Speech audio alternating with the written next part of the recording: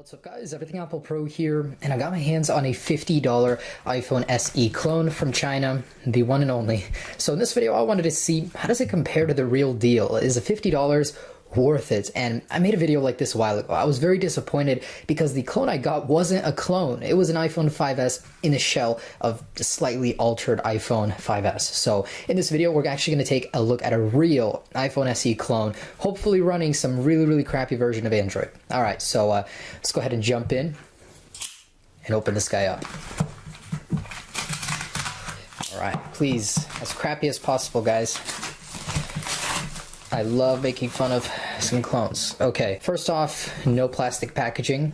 A very sure sign of an aftermarket ripoff. It's very cheap feeling, just the box already. But hey, all the good stuff, all the money is invested in the phone, so obviously they don't care about the packaging. And let me grab the real deal real quick. All right, so here's that. So the real one will have rose gold on the side, and I actually did order rose gold, and they sent me a gold one. Let's open this guy up.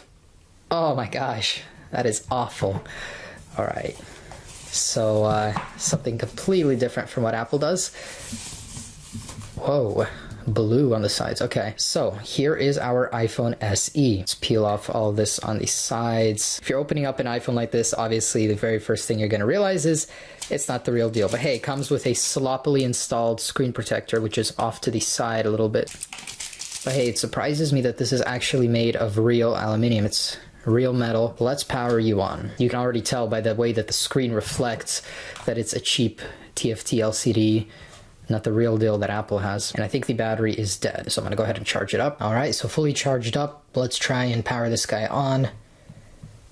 And it appears to not be responding. Oh, there we go.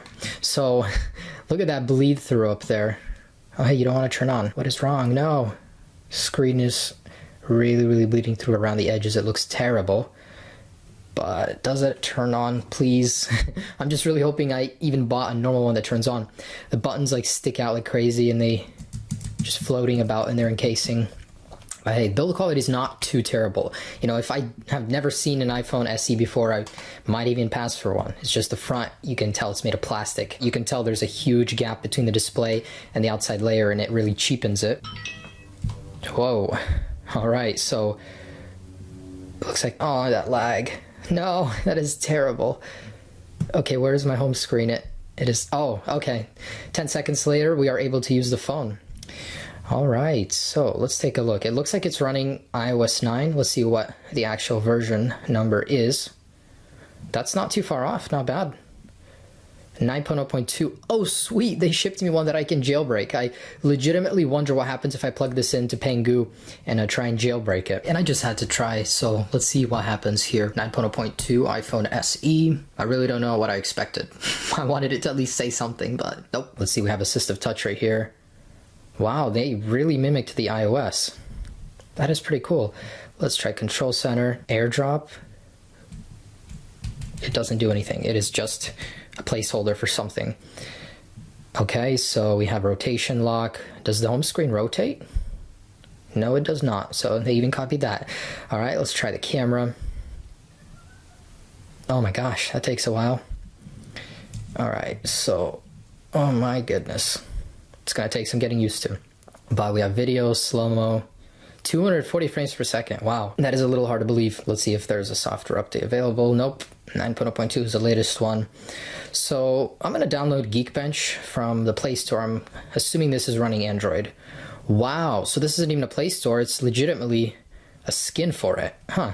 Okay, I'm gonna see if I can get Wi-Fi working here. And I just wanna point out how painfully slow the keyboard is. Like, it is so hard to actually type. Okay, can you imagine if you guys were trying to type and you were gonna say hello, and then, you know, you press something and there's a delayed reaction. It's as if you're not even typing in real time, and it really sucks. But let's take a look at that App Store. You know, they're not all too different. They did a very good job with the skin on it, but it appears there is an update, a new version. Okay, let's check that out. App Store couldn't be updated, free up some space, but I thought I literally had almost 64 gigs available last time I checked my settings. So is this just a fake number and it's not actually the storage? I'm starting to think so. Not only is it really slow, they don't give you the storage they promised. Wow, what a scam. So I decided to see if the fingerprint sensor is actually here and working. So if you just place it on top of it to sense it, nothing, but you have to press it and it scams you into thinking it's actually reading it. Are you serious? So now let's go to the lock screen and see if it'll read my fingerprint. Okay. Nope.